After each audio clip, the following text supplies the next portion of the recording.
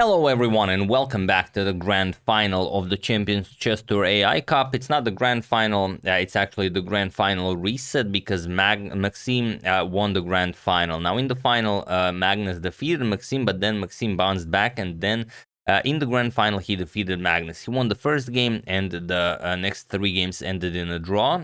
So Maxime won that and now they are in the grand final reset, where Maxime won the first game. So now Magnus absolutely needs to win with the black pieces in order to force further tie breaks. Now, as much as you guys enjoyed me playing some games in the previous video, it's time to return to some top level chess. So let's check it out. Maxime has the white pieces and he opens with e4, and Magnus again sticks with the Sicilian defense. We have pawn to c5, knight of 3, we have pawn to e6 and pawn to d4. We have captures, and now pawn to a6, the Khan variation of the Sicilian. And while it does tend to create some tricky positions, you haven't played knight to f6, so the e4 pawn is not hanging, and Maxime is by no means obligated to play knight to c3, so he opts for the Maroczy bind structure. Now the d5 square is nicely covered. We have knight to f6, knight to c3, and now queen to c7. Putting more pressure on this c4 pawn, but you know, preparing the standard stuff. We have a3, b6, and bishop to d3. Bishop to b7, putting pressure on the e4 pawn, but for the moment it's nicely defended. We have castles, and now bishop to e7 is the move that's most played here, but Magnus goes bishop to d6. And now there are a couple of games where h3 was played, but we have f4 by Maxime, and it is now already, as of move 10, that we have a completely new game. So okay, he opened up this diagonal. Magnus pins the knight with bishop to c5 and bishop to e3. Now the knight cannot move for the moment, as bishop captures on e3 would come with check. So knight to c6 piling up on the d4 knight, and knight back to c2. Maxime opts for some trades here. We have pawn to d6 and queen to d2. We have castles by Magnus and the rook a to e1. So all of Maxime's pieces have now been developed. Magnus goes for knight to g4, puts pressure on the bishop here, and Maxime trades on c5. So captures. And now pawn to e5. This opens up Maxime's diagonal for his light square bishop, but it also opens up Magnus's diagonal for his light square bishop. We have rook a to d8, nicely aligning the rook with the queen, and queen to e2, putting pressure on the knight and getting out of the way. So knight goes back to h6, the knight will be remaneuvered over to f5, hopefully, and rook to d1 now. So the queen can move, as the bishop would be hanging on d3. We have knight to d4 by Magnus, attacking the queen. So Maxime captures it, c captures, and now knight to e4. And here we reach a very interesting moment where you know that something is about to happen on that king's side, and Magnus needs to decide how to play this. Now you could of course play bishop captures on e4, but it's such a weird engine move that no one plays, and after queen captures you just play g6. And okay, you've taken care of the light squares, you don't have to worry about the queen bishop battery. The knight can safely be put to f5. It's actually a more than playable position for black. But Magnus goes knight to f5. He wants to keep his light square bishop, as it's also a tremendous piece. Rook to f3 by Maxime, and only now Magnus plays bishop captures on e4. The reason why Magnus captured now is that he wants to play knight to e3, and this is a beautiful square for the knight. The problem is you get destroyed if you play this, and by destroyed I mean white has knight to f6 with check. And now if you don't capture, then of course the h7 pawn will be under a lot of pressure from the knight, from the rook, and from the bishop here. So you would have to capture, and then comes a second piece sacrifice. Bishop captures on h7 with check. This is all very standard, and of course both Maxime and Magnus see this in the blink of an eye. And it doesn't matter if you capture the bishop or not. This is even more resilient, but you know, just to show you, if you capture, rook h3 check, king to g8, and now queen to h5. Checkmate cannot be defended, and if you don't capture it, if you go king to h8, then just rook to g3, and there is no defense. The queen is coming to h5 with some, the bishop can just move, and it will be a nice checkmate. So you cannot go knight to e3, and that's why Magnus first eliminates the knight here. So okay, bishop captures, we have bishop captures, and now knight to e3. And here you'd probably expect Maxime to just move the rook with something like rook e1 or rook to d2 or rook to c1, but no, Maxime actually played bishop captures on h7, and this is where the fun really starts. It's not a great move, but Magnus is sort of expected to play exclusively perfect moves in order to survive this and, well, eventually win the game, as this is not a good move. So king captures on h7 and now rook to h3. It's not a good move or a great move, but it's a great practical move. So rook to h3 check, and now you cannot go to g6, otherwise queen to h5 is checkmate. So Magnus played king to g8, and now comes queen to h5. And now there is only one winning move for Magnus, and it's not an easy one to spot. Maybe you guys, or if you've seen the game, of course, you know what I'm talking about. But if you haven't, feel free to pause the video and try to find the only winning move for Magnus while I give you a couple of seconds.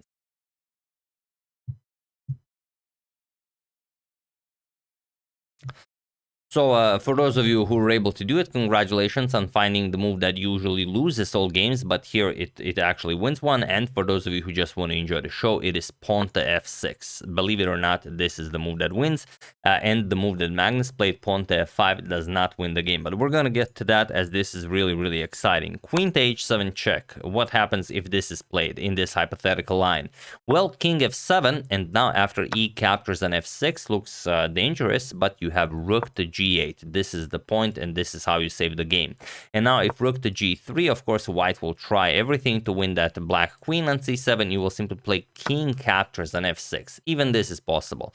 And now if rook to g6 check, king to f7, and queen to h5, threatening some nasty discoveries, you just say, have at it. I'm just gonna help myself to the rook on d1. There are no useful discoveries here. And once you look at the position once again, there really aren't. So you're gonna continue attacking pawn to f5, but it doesn't matter. Look at this, pawn to d3.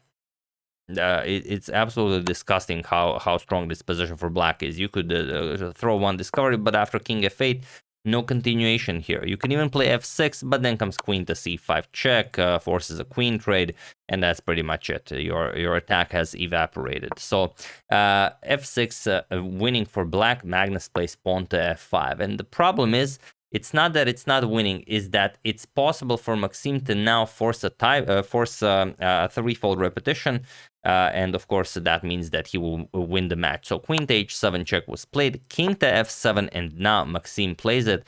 I'm sure you guys already know what I'm talking about. You know,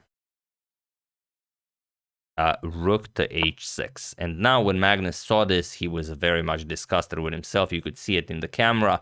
The problem is there are a couple of moves, of course, you could consider. One is knight captures on d1. It's the most obvious one, so we're gonna see what happens. If knight captures on d1, Maxime's idea is queen to g6 check, and after king to g8, now you will of course just go for the repetition. If you go king to e7, then queen captures on e6 is checkmate. So you go back, and now Maxime just repeats, and he's very happy as he draws the game and he wins the match.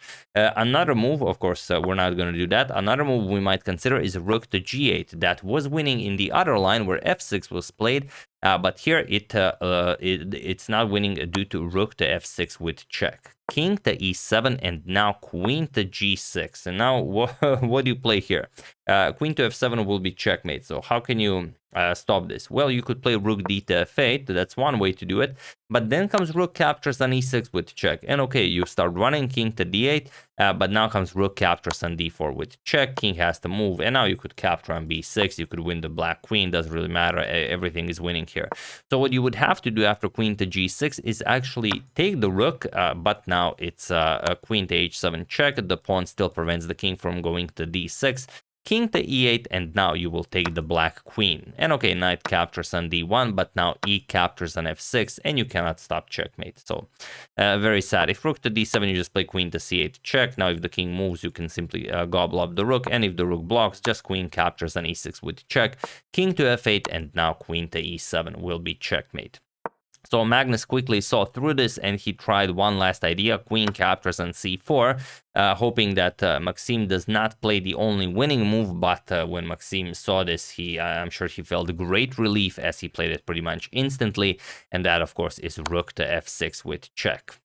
sad but true for Magnus. King to e8, and now queen captures on g7, and he was in this position on move 29 that Magnus Carlsen resigned the game, as there is nothing more to be done here. So he resigns the game, with it the match, and Maxime wins the Champions Chess Tour AI Cup, beating Magnus not once but twice, 2 matches in a row. So he won. He defeated him in the grand final, and also in the grand final reset, which is I don't know if anyone ever did that. Like, okay, Magnus was known to lose a match here and there, but you know, beating him in a match and then beating him in a fresh match, I don't think that ever happened. Probably did, but you know, such an event does not come to mind. Now here you resign. Okay, Magnus could have played a little bit longer, but it just there's no point, of course. The queen cannot move. A rook captures on e6 would be checkmate. If you don't move the rook, rook captures on f8 will be checkmate. So what can you do? You have to capture the rook, but now comes e captures on f6, and again you can't stop checkmate. How are you stopping it now? Now you can move the queen because the e6 pawn is not hanging, but now f7 with check. And now if king e7, of course, this will just be checkmate. So you have to go to d7, and now f8 queen opens up a discovery from the queen here.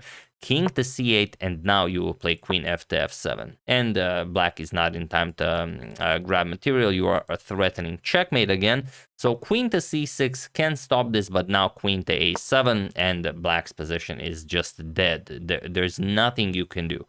No move you can make. Whatever you do, queen captures on a6 is the threat. Again, you don't have time to capture the rook. You can play something like b5, but then after rook to e1, no move. Again, you cannot move the knight to c4. Rook captures on e6 would attack the queen, and you can never move the queen, otherwise queen to a8 will be checkmate. You could play something like knight to g4, but then you sacrifice the queen, and after the queen captures, now of course the c file has opened up. Rook to c1 with check, and now if you move the king, of course queen to c7 is checkmate, and if you block with the queen, it's again checkmate, but only in a few more moves. Queen c7, king a8, and rook captures on a6 will be checkmate. So really a wild game, where it all comes down to this point. You know, Maxime, such a troll, you know, sacrificing the bishop like this, but you know, it doesn't matter if it works or it doesn't. It has a practical chance of working out even against Magnus Carlsen. So there you have it. F5 is insufficient. F5 doesn't lose the game. F5 is a draw, but a draw in this situation in the match is a win for Maxime, and of course he was very happy to receive that, whereas F6 and the position is still winning. So I mean, sometimes these are the critical moments. So of course Magnus knows this, but in your own games, if you face such a move like bishop captures on h7, you should just recollect yourself, calm down, and you know that this doesn't work. You've had similar positions so many times. But you know, it often comes down to this, when it's a sacrifice on the king side, it often comes down to this push of the f pawn. Now whether it's an f6 or f5, you know, be careful when it happens in your own games. So yeah, that's the game. Hope you guys enjoyed it. Very nicely done by Maxime, winning 2 matches against Magnus in a row. Absolutely incredible. I would like to wish a very happy birthday to Kevin Toplas, and I would like to thank George de Gregorio, Jonathan Johnson, Robert Aratun, and Sashidar Pitupurapu for your contribution to my channel. Thank you a lot. I really appreciate it. As usual, you can check 2 of my previous videos here. Thank you for watching, and I will see you soon, continuing to check up on your wonderful suggestions and whatever else happens in the chess world. So thank you all. I will see you soon, and have an excellent rest of your day. And if you haven't seen my previous video, I played some very nice chess.